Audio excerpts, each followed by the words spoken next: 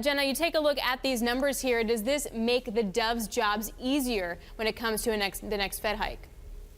You know, I actually don't necessarily think that it does, because what we see with these numbers is a continued solid performance for inflation. You know, it may not be an upside surprise, but they are two pretty solid numbers. They're hovering right around that 2% mark that the Fed likes to see. Now, granted, this isn't the Fed's preferred gauge, but I think that they're going to be heartened by these data. Well, let me ask the other question then. Do we see the hawks kind of grabbing on to this? Because in terms of other inflation reads, that's been moving higher. The one that's stuck behind, though, is PCE, and CPI tends to lead that.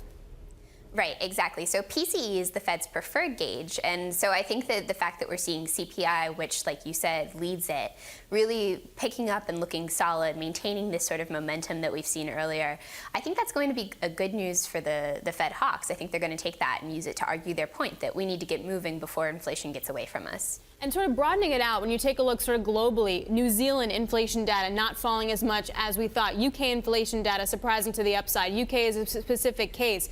But can we make the argument that the deflationary pressures that we saw over the last 2 years are past us?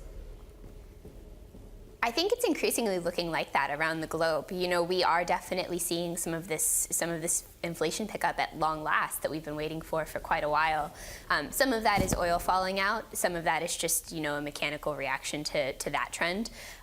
But I do think that central banks around the world are going to be looking at their inflation mandates and saying, you know, we're finally getting closer. Well, Gina, that's the question I want to ask. Is this about base effects, or is this really about a tightening labour market, wage costs going up, diminishing spares capacity? Because they're two very different stories.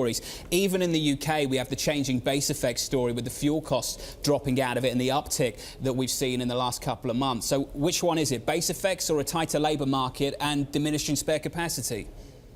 You know, it certainly is to some degree base effects, and you can really see that in the headline numbers, which don't back out those fuel costs. But I think at the same time, if you look at core numbers, we are seeing those firm a bit too, and that's less from base effects. That's more having to do with actually some sort of rebound in this, you know, low inflation, higher wages, higher inflation relationship. And so I think that central banks are going to take some positive signal from this, not just a commodities story. And Jenna, how important is it to the Fed, to come back to the United States for a moment, where the inflation is coming from? For example, we have seen it in rent expense, but not so much in services. If they start to see it spent in services, what does that tell them?